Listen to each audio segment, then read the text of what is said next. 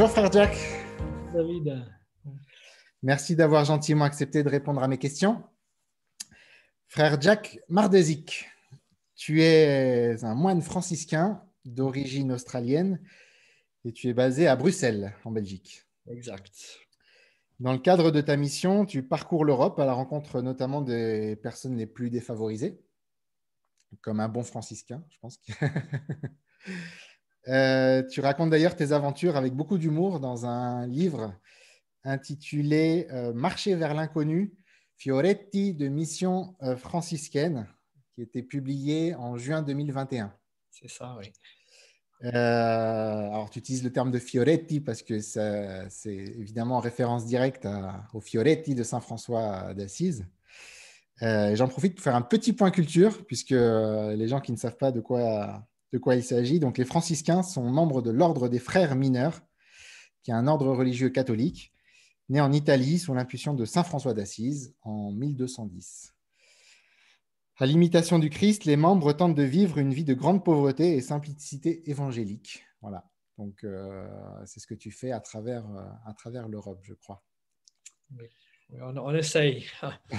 On essaye. Je viens de vivre une toute petite mission à Mons la semaine dernière. Donc, Où ça?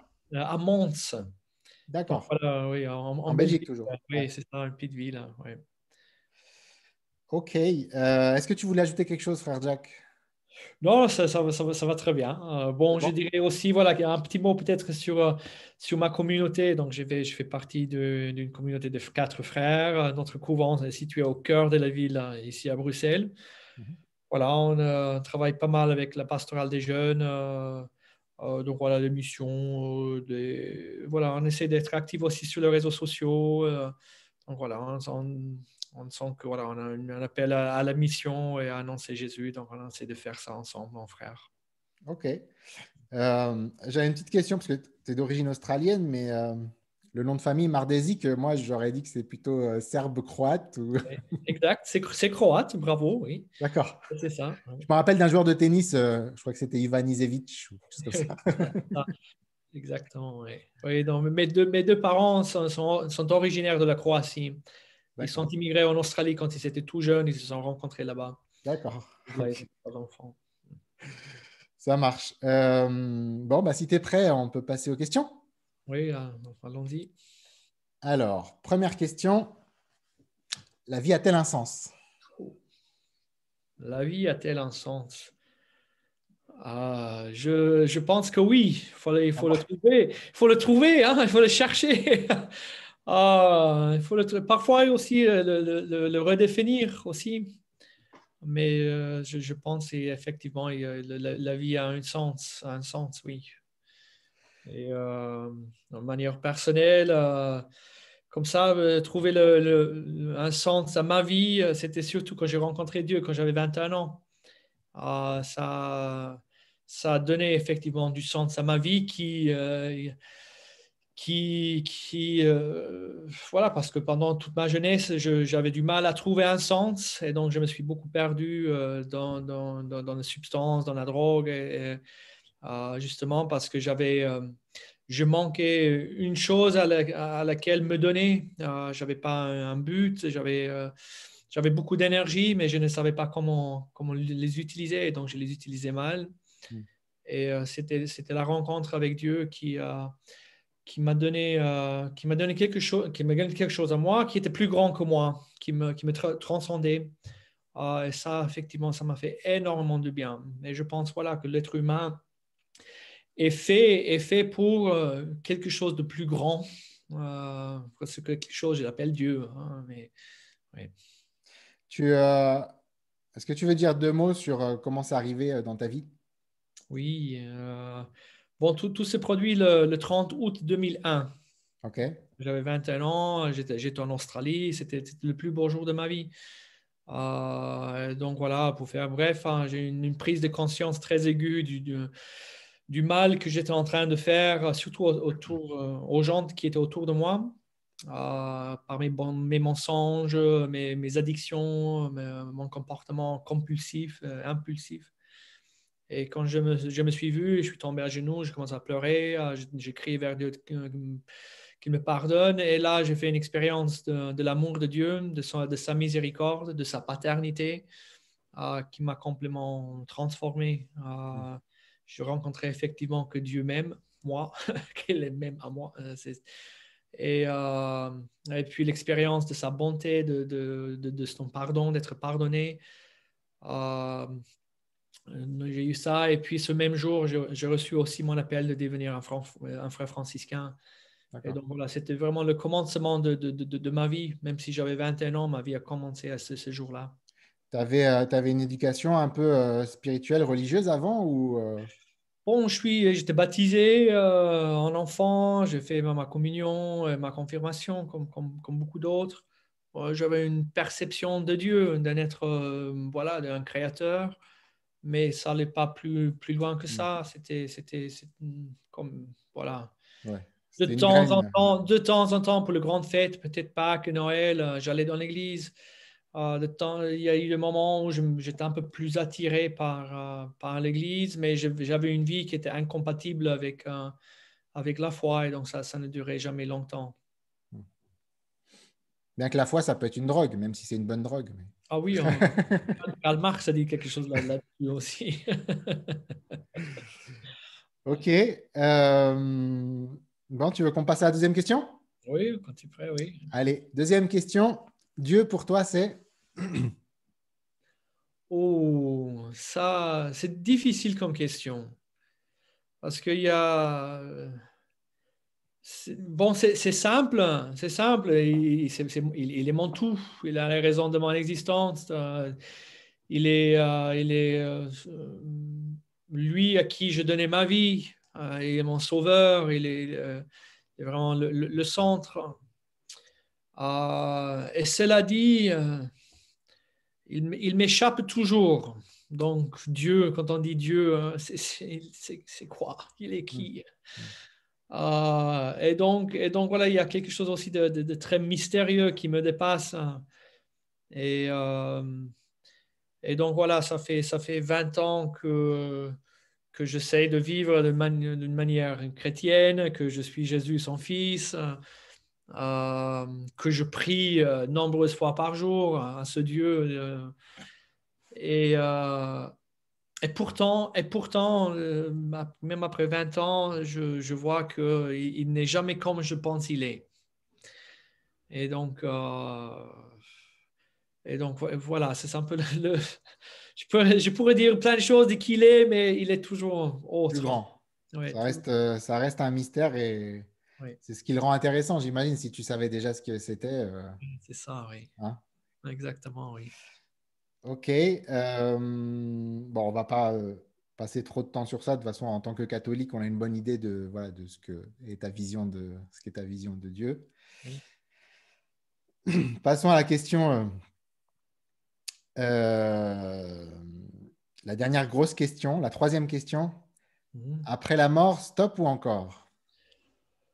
Ah, c'est- bon, je poserai la question, si Dieu existe, alors il y a aussi une vie éternelle, parce que c'est toujours lui, hein. La vie, la vie après la mort sera toujours une vie avec Dieu. Donc, je crois que voilà, la vie éternelle sera une continuation de ce qui a déjà commencé ici-bas. Maintenant, si Dieu n'existe pas, il y a la vie éternelle non plus. Donc, Mhm. les deux vont ensemble. J'aurais du mal à croire à une vie éternelle sans Dieu, mais je ne peux pas l'imaginer. Mais voilà, vu que je crois en Dieu, je crois volontairement aussi à la vie éternelle. Tu crois à une certaine permanence de l'individualité, quoi. Oui, je pense qu'il y a une communion avec la vie, grand V. Mhm. Et donc, ça continue. Je ne sais pas comment ça sera. Je pense qu'il y aura la musique. Il y aura Euh, de la musique. il y aura la musique. Je pense si je peux imaginer, conceptualiser quelque chose de paradis, il y aura la musique. Je pense que ça résonne tellement profondément, de manière spirituelle aussi. Quelle musique? Ah, ça, c'est une bonne question. Je ne sais pas, je ne sais pas. Parce que même, et oui, et puis je pense, oui, l'expérience, j'ai des expériences magnifiques de Dieu dans ma vie. Voilà, ma conversion, mais puis il y a plein d'autres qui ont suivi. Et je les interprète comme des apéritifs, des petits des avant-goûts, tu vois, un petit teaser, tu vois, qui me promet quelque chose de mieux et de mieux. C'est ça, mais encore mieux. Donc voilà, je je le vois un peu dans ce sens-là. Ok. Les gens que tu croises dans tes missions, justement, dans les milieux défavorisés et tout, est-ce qu'il y a quelque chose est-ce qu'il y a quelque chose de commun entre eux par rapport à leur vision de Dieu, de la vie, ou est-ce que, voilà, est-ce que eux, le sens de la vie, j'imagine qu'ils s'en fichent de toute façon, ils se posent même peut-être pas la question, ceux que tu croises. Est-ce que c'est des gens plutôt athées, plutôt qui croient quand même en Dieu, ou est-ce qu'il y a de tout vraiment? Il y a vraiment du tout, Ouais, de tout. Hein, bon, si on parle des gens défavorisés, bon, je remarque une distinction entre les Européens, donc, et puis des réfugiés ou des migrants. ouais, J'étais vraiment bouleversé, touché, édifié par des immigrés qui ont traversé les océans, des déserts, des montagnes, qui ont vu leurs camarades mourir, hein, soit par la violence ou par la faim ou ouais, par des malheurs. Et ces gens, ils continuaient à remercier Dieu, à le bénir, à rendre grâce, à- et à faire confiance aussi.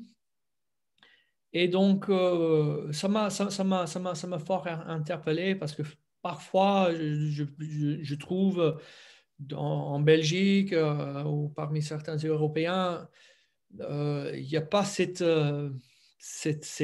espoir ou cette relation avec Dieu, mais plutôt on a une attitude de récrimination, tu vois, voilà, cette vie de merde, ouais, si Dieu existe, pourquoi les enfants souffrent-ils? Et pourtant, on a tout dans la vie. ouais, Euh, donc, et donc voilà, mais souvent avec les pauvres, avec les SDF aussi, ici à Bruxelles, ils sont plutôt ouverts. Hein, quand de temps en temps on passe les nuits à côté des SDF, donc on dort à l'extérieur avec eux sur des cartons.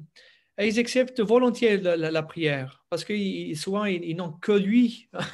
ouais, Euh, et donc voilà, et aussi voilà, ça c'est intéressant. Souvent parce qu'ils touchent, ils sont très près de la mort dans un certain sens, ils vivent des situations parfois extrêmes, dangereuses, et ils ont vu aussi des moments où ils étaient sauvés. Et donc, ils ont échappé à la mort. Et donc, tout ça a fait que ça les ouvre un peu plus à ce mystère au mystère divin. ils ont eu un teasing sans le Oui, vouloir. un petit teasing. Ok. T'es plutôt, en général, tu es bien accueilli par les gens que tu vas voir, du coup, ou tu as, des situations où c'est plus compliqué? Oui, bon, il y a de temps en temps des situations compliquées, mais globalement parlant, ça se passe très bien. Donc, la semaine dernière, pour te donner une idée, on a fait une mission à Mons, on était 6 à partir. Donc, c'est nombreux, hein. On est parti sans argent, sans nourriture, sans savoir où on va dormir. Et pour te dire, comme Dieu nous précède, hein, donc, on arrive à Mons et en, en moins de 30 minutes, en moins de 30 minutes, nous avons eu 3 propositions pour dormir. On était Ouais. 6. Ah ouais. Tu vois, pour dire, Vous êtes habillé en franciscain? il y avait 2 qui étaient habillés en franciscain et 4 qui n'étaient pas. D'accord. Et donc, et donc c'était vraiment un signe de providence. Donc, mon groupe à moi, donc ensuite on s'est divisé en 2 groupes. Donc, mon groupe à moi a dormi dans un atelier d'un artiste. un artiste vraiment, vraiment super qui nous a accueillis tout de suite. C'est lui qui nous a abordés. Et donc, on a passé une soirée magnifique avec lui et son ex-copine. Et les trois autres, ils étaient accueillis dans un château, un petit château, accueillis comme des rois. Donc, Ah, c'est pas une vie de pauvreté, là. Tu casses tout ce que j'ai dit tout à l'heure, là. on accueille ce que nous a proposé. Ok, bon, c'est un peu écarté du sujet, mais bon, je trouvais ça intéressant ça m'intéressait de voir comment ça se passe en vrai. Donc, Oui, voilà. C'est un peu écarté de la mort, mais bon, quoique, pas tant que ça, des fois. Merci. On passe à la quatrième question. Un personnage spirituel qui t'a marqué. Bon, tu me dis Saint François d'Assise. Oui, je dirais, honnêtement, Saint François d'Assise est un grand, mais pour ne pas être comment dire, si simple, aussi banal, en fait, je suis très touché par la figure de Saint Paul de Tarse. Sa vie me passionne. Bon, c'était lui aussi un converti, entre Un guillemets. ancien bad boy. Oui, oh, bon, il était toujours croyant. Bon, il le faisait pour Dieu, c'était un peu extrémiste. Et, euh, et puis, quand je vois tout ce qu'il a fait dans sa vie, ses voyages, la conviction qu'il avait et tout ce il a subi et souffert sans jamais lâcher, sans jamais se rassigner, mais euh, toujours animé par sa foi et par son amour de Jésus, ça me touche. Oui. Ok. Donc, Saint Paul et Saint François d'Assise. Puis un petit Oui. peu Jésus aussi. Alors. Oh bon, Jésus, est vrai, évidemment, Jésus quand même, il a donné. C'est même pas un personnage spirituel. Oui, Ok. Allez, cinquième et dernière question. Le livre et ou le film que tu recommanderais à un ami en perte de sens? Alors, moi, je recommanderais. Bon, c'est en anglais. Yes. C'est en anglais et il s'appelle Sacred Fire. Donc, Okay. c'est de Ronald Rolheiser. Et ce livre m'a beaucoup, beaucoup aidé dans ma vie chrétienne, aussi dans mon cheminement spirituel.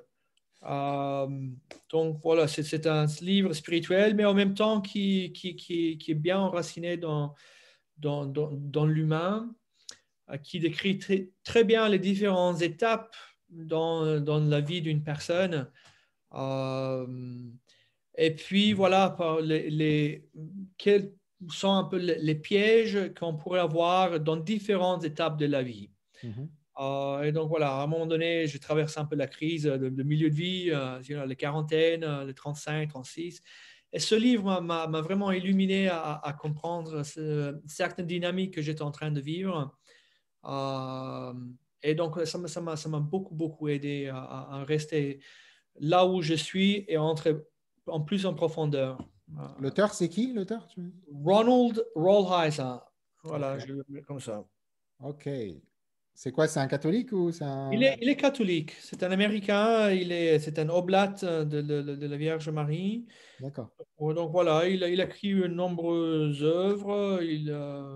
On trouve pas mal de vidéos de lui aussi sur YouTube. Ok. Donc je le trouve bien. Ok. Il y a ton livre aussi, si jamais. Hein, Puis voilà, le dire en deuxième place, je pouvais pas en parler de mon livre en première place. En première place, ce serait malade. Ton livre, je rappelle le titre, Marcher vers l'inconnu, Fioretti de mission franciscaine. Euh, un film ou pas de film? T'as pas de film en tête comme ça? Oh, donc un film, pour- je ne serais pas. Il y en Il y a a, il y en a un, je pensais que tu allais le dire. Hein. lequel? Brother. Brother, non, non, non, en fait, Non? non, il y avait un film de Mel Gibson qui m'a beaucoup plu. Thou shall not kill en anglais. Non, non, c'était tu ne tueras Ne point. tuera point, ouais. Mais c'est ça en français, ça s'appelait comme Ouais. ça. C'était un Moi, beau film, ouais. oui, j'ai beaucoup aimé ce film. Oui. Bon, Ah, un peu violent, mais c'est Mel Gibson. oui. Mais il prépare un film sur la résurrection, je crois. Donc, Oui, oui, on en attend toujours, oui. je citais Brother parce que donc tu l'as vu ou pas, Brother? Oui, je l'ai vu, oui, oui, je l'ai vu Et- il y a quelques mois, oui. Oui, D'accord. Il est bien ou pas? Parce que je sais oui, pas. c'est super. Bon, je me suis trouvé là-dedans. On Oui, sent bah vraiment l'esprit franciscain ouais. qui est là, oui. C'est un moine franciscain donc qui fait ce que tu fais, mais dans le Oui, ghetto enfin, New York, ah, quoi. C'est exact, ça. oui, oui, c'est ça. Ok, merci beaucoup. Avec joie, avec Merci joie. beaucoup pour ce moment. Et merci aux auditeurs. Semaine prochaine, ça sera un autre catholique, un prêtre catholique suisse, Vincent Lafargue, qui a vécu une expérience de mort imminente. Donc, ça sera intéressant aussi. Et ce qui est intéressant, c'est que c'est un prêtre qui n'aime pas qu'on l'appelle mon père. Donc, c'est encore, c'est aussi intéressant. Merci beaucoup, frère Jack, et au plaisir. À bientôt. La prochaine fois, au revoir. Salut.